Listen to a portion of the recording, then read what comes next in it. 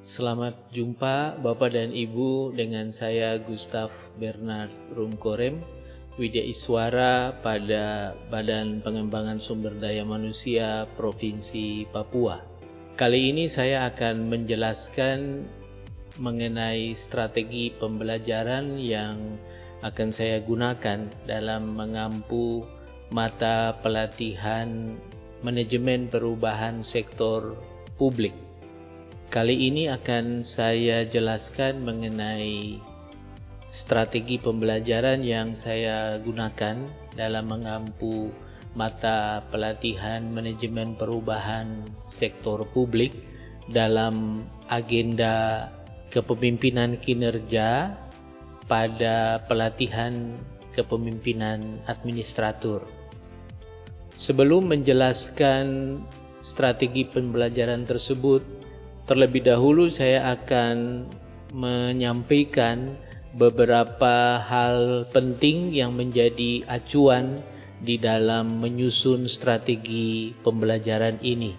Dalam menyusun strategi pembelajaran ini, hal-hal tersebut yang menjadi acuan yang saya maksudkan adalah deskripsi singkat, kemudian tujuan atau hasil belajar, kemudian indikator hasil belajar, lalu materi pokok dan submateri pokok, serta alokasi waktu yang digunakan untuk tiap-tiap bagian di dalam keseluruhan pengajaran ini.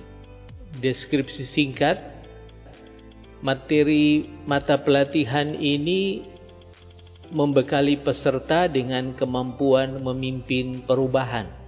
Untuk menjadi pemimpin perubahan tersebut, peserta harus memiliki pemahaman mengenai konsep manajemen perubahan sektor publik.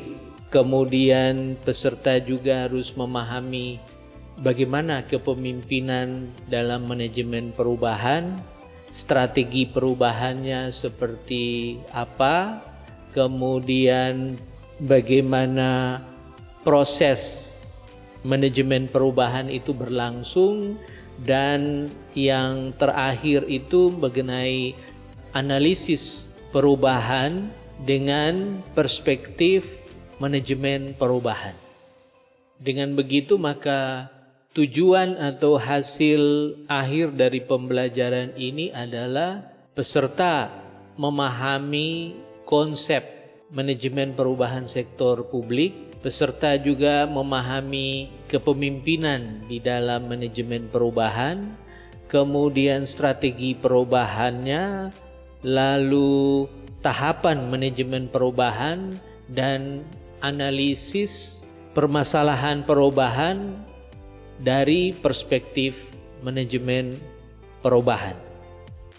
Dengan demikian maka yang menjadi indikator hasil belajar itu ada beberapa, antara lain peserta mampu menjelaskan apa itu makna perubahan, inovasi dan inovatif, tuntutan dan tantangan dari perubahan organisasi, konsep manajemen perubahan sektor publik, manfaatnya seperti apa, nilai-nilai dasar dalam manajemen perubahan seperti apa, dan seterusnya.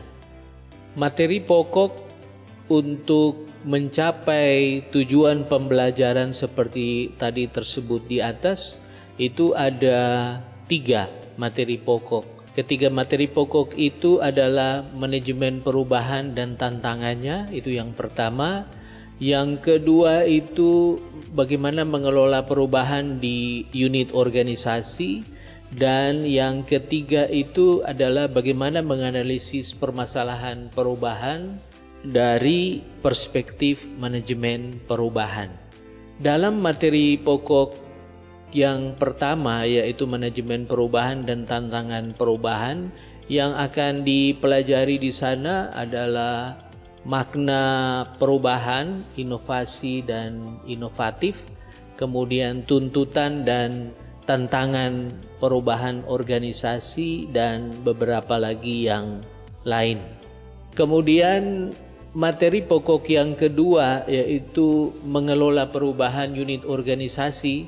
Itu yang akan kita pelajari di sana adalah keterkaitan antara manajemen perubahan dengan strategi perubahan. Ya, jadi keterkaitan antara manajemen perubahan dengan strategi perubahan.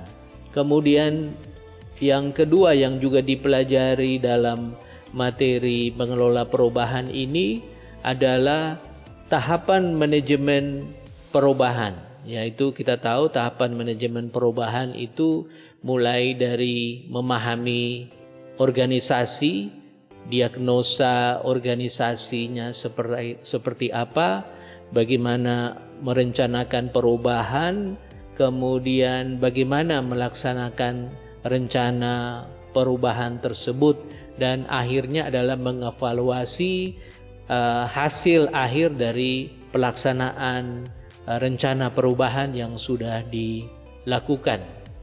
Yang ketiga, materi pokok analisis permasalahan perubahan unit organisasi dari perspektif manajemen perubahan. Itu ada dua hal yang dilakukan di sana. Yang pertama, melakukan diskusi kelompok. Kelompok dibagi-bagi, kemudian melakukan diskusi kelompok.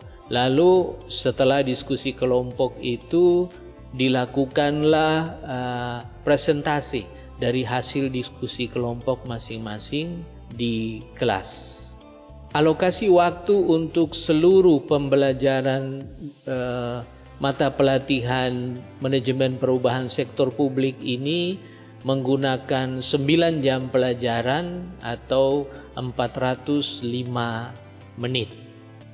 Bapak dan Ibu, selanjutnya saya akan menjelaskan strategi pembelajaran untuk mencapai tujuan pembelajaran seperti yang telah saya sebutkan di atas tadi. Baik, yang pertama itu penyajian materi di dalam pembelajaran itu akan dibagi di dalam 3 tahapan. Jadi dari materi pokok yang telah dijelaskan di atas tadi itu masing-masing diberikan alokasi waktu tertentu. Jadi pertama penyajian 1, setelah itu materi pokok kedua dalam penyajian kedua, lalu materi pokok yang ketiga dalam penyajian yang ketiga. Tetapi sebelum penyajian 1, 2, dan 3 itu akan diisi dengan bagian pendahuluan.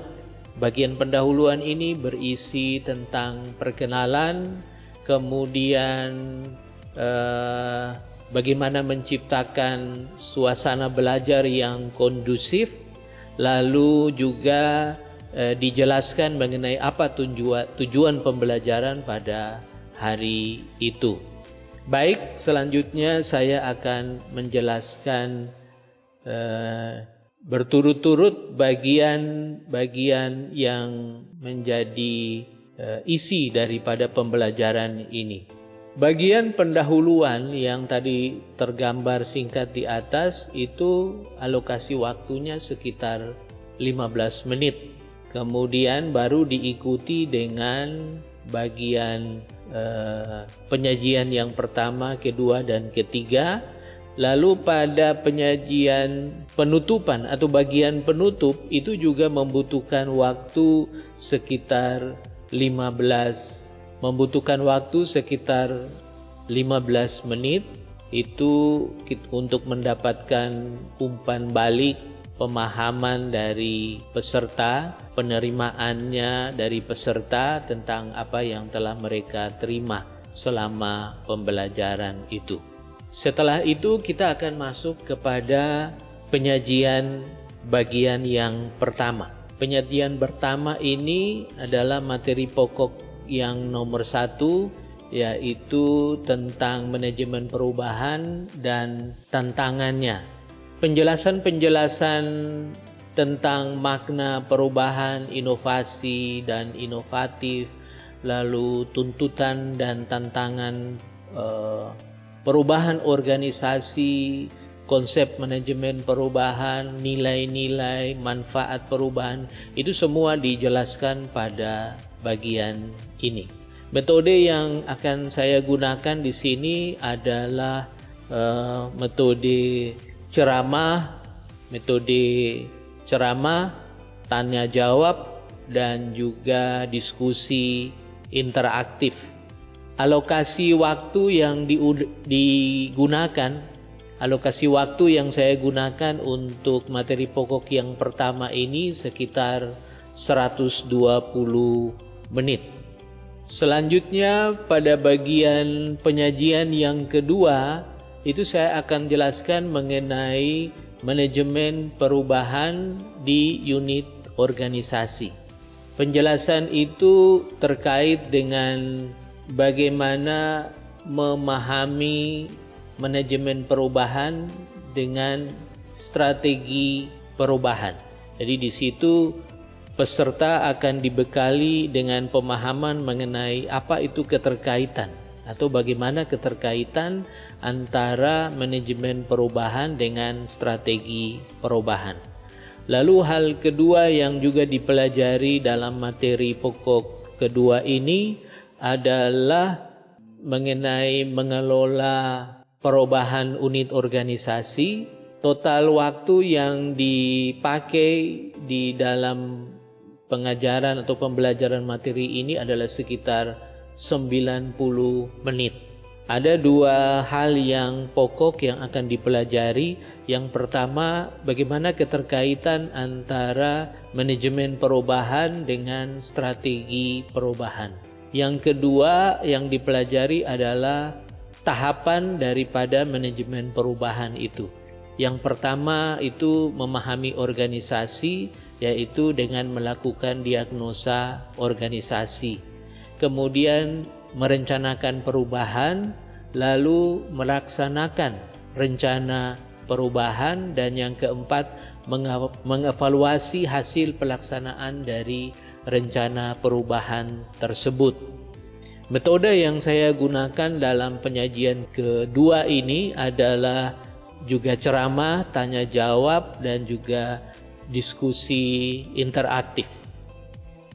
Dalam penjelasan penyajian yang ketiga, saya akan menugaskan atau mengajak para peserta untuk berdiskusi dan menganalisa permasalahan perubahan di dalam unit organisasinya dari perspektif manajemen perubahan.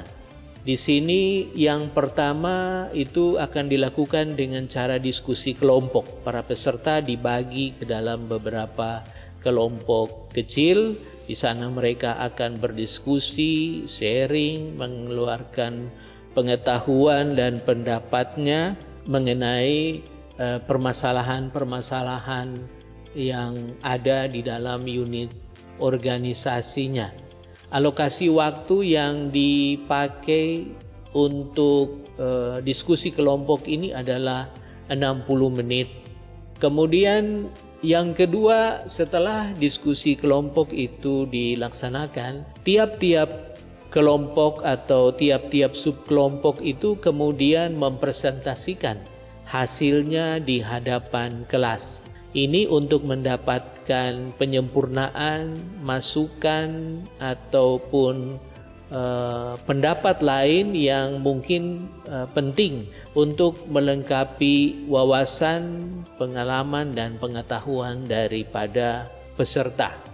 Jadi seperti begitu seluruh pembelajaran yang akan berlangsung selama 9 JP atau 405 menit itu, dan diharapkan bahwa tujuan yang sudah kita jelaskan di awal itu dapat diterima, dapat diinternalisasi dan diaplikasikan oleh para peserta itu di dalam pelaksanaan tugas dan pekerjaannya setiap hari.